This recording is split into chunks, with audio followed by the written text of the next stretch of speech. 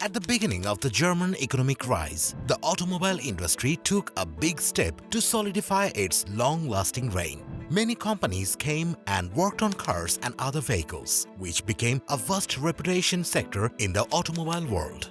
In the beginning, German-made vehicles were considered the best. However, only a few companies made it to the future, which is today. And Audi, one of the biggest automobile companies in the world, is undoubtedly one of these companies that didn't just survive, thrive and succeed, but it seems like they are in for a longer run than they already are. Today we will revisit the century-long glorious history of Audi.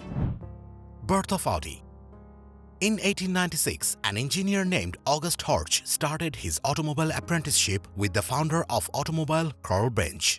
Before this, August Horch worked as a shipbuilder. With practical experience in shipmaking and the knowledge from the man who invented the car in the first place, August Horch had a head start many engineers couldn't even dream of. After working with Karl Benz for several years, August Horch finally decided to open his own automobile company.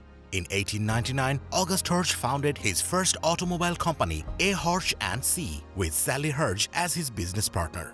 From the very beginning, August Horch was making high-quality cars that were both luxurious and useful. Some people even considered Horch's car is better than other German automobiles. Despite the positive response, August Horch and his company faced financial difficulties. To get rid of such a crisis, company started to gather more partners and get the financial support it needed. But after working in the companies for almost 10 years, August Horch finally decided to part ways because of the disagreement he was having with others. August Horch decided to open his second automobile company in 1909 and named the company August Horch Automobilwerk GmbH Zwickau. However, August Horch was later sued by his former partners of A. Horch & C. for using August Horch's own name. At that time, his name was copyrighted by A. Horch & C., so he couldn't use his name to open another company. Because of this, August Horch had no other choice but to rename the company. August Horch quickly sat down with some of his close business friends to solve the problem. They needed to find a name fast, and it can't be something meaningless, therefore posing a creative challenge for business minds. This meeting was held at the apartment of Franz Fickenscher, one of his close business friends who attended the meeting. During the meeting, an unusual but surprisingly great idea came out of someone extremely unexpected, Franz Fickenscher's son. He was studying Latin when the meeting was going on, and after hearing the problem, he simply gave them a practical solution, changing the language, not the name. In German, the phrase Horch meant hair.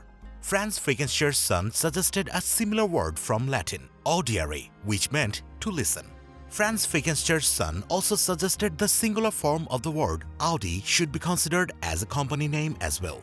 August Horch and his business friends immediately liked the name Audi and decided to rename the company with this refound name. Later, August Horch changed his company name to Audi Automobilwerk GmbH Zwickau. Audi's journey. The same year in 1910, Audi made its name official. It brought its first car into the market, Audi Type A. A total number of 140 vehicles were produced. In 1911, Type A was succeeded by the Audi Type B. In 1912, Audi Type C came into the market and it became a big hit for German civilian and army personnel. The Audi Type C was a well-put, well-performed car that won the Austrian Alpine Rally, winning in these 3 successive years. This car made Audi's automobile journey easier because of the good reputation it was bringing to the company. August Horch left his position in 1920 to attend a high appointment at a Ministry of Transport but decided to stay involved at Audi as a member of the Board of Trustees. The following year, Audi introduced its first German-produced car, the Audi Type K, to the world. This car also introduced left-handed driving. In 1932, Audi merged with 3 companies and emerged as Auto Union. These 3 companies are DKW, Wanderer and August Horch's first founded automobile company, Horch. This merger made Auto Union one of the biggest automobile companies in the world. But this smooth journey finally faced its first obstacle like all other German-based companies, World War II. Audi after war. During World War II, Auto Union had to repurpose its work toward military production. But when Germany fell, so did Auto Union. and their fall was probably one of the harshest. After the war, the Soviet army dismantled auto unions' factories as war reparation. They also forcefully took away auto unions' asset, and on 17 August 1948, auto unions' name was deleted from the commercial register. After these steps were taken by the Soviet army, Auto Union had no other choice but to liquidate the company and move to the West Germany with whatever they had left. In late 1945, they started a spare parts operation in Ingolstadt, Bavaria. In 1949, this location became Auto Union's new headquarters. Marshall Plan that saved Auto Union. In 1948, the United States of America decided to aid Western Europe to recover from the post-war crisis. The United States transferred over $13 billion, the equivalent of about $115 billion in 2021, in economic recovery programs to Western European economies after the war of World War II. The new Auto Union got this aid with a loan from the Bavarian state government. With these bits of help, Auto Union reformed itself and quickly started its production of front-wheel drive vehicles with two-stroke engines. At the time, Auto Union was producing small but sturdy motorcycles and delivery vans. But it was high time for them to produce something different. And that's when Auto Union introduced the DKW Meisterklasse, also known as the DKW F89. It was the first passenger car to be manufactured by the new Auto Union company in West Germany following the re-establishment of the business in the West in 1949. In 1958, Daimler-Benz took an 87% holding in the Auto Union company, and it was increased to 100% holding in 1959. But later, Daimler-Benz considered this a lost investment because the company's main focus was never to make the small two-stroke cars that Auto Union was making. Plus, Auto Union wasn't bringing profits like Daimler-Benz was assuming. Therefore, Daimler-Benz let Auto Union go under new ownership.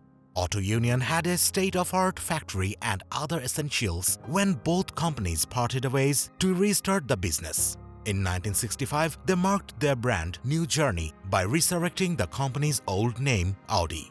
The company also decided to keep Auto Union's logo. In 1969, Audi merged with NSU, a leading motorcycle production company at the time. As a result, the company had to change its name to Audi NSU Auto Union AG. With time, NSU has completely dissolved and Audi completely dropped all the former names they were carrying. Audi today. Today, Audi operates in more than 100 markets worldwide and produces automobiles and motorcycles at 21 locations in 13 countries, with over 90,000 employees all over the world, generating over 55 billion in a year. Audi is considered to be one of the best automobile companies in the world. Audi is a study case for many companies about how to survive through tough times and global crisis and end up thriving in the end. There is no denying that Audi has one of the toughest pasts in the automobile industry. But it's also true that Audi also had one of the best histories when it comes to resurrecting itself from all the suffering and hardships a company can face. Today, Audi is a household name in many countries. They can feel proud of what it did for the automobile industry and itself.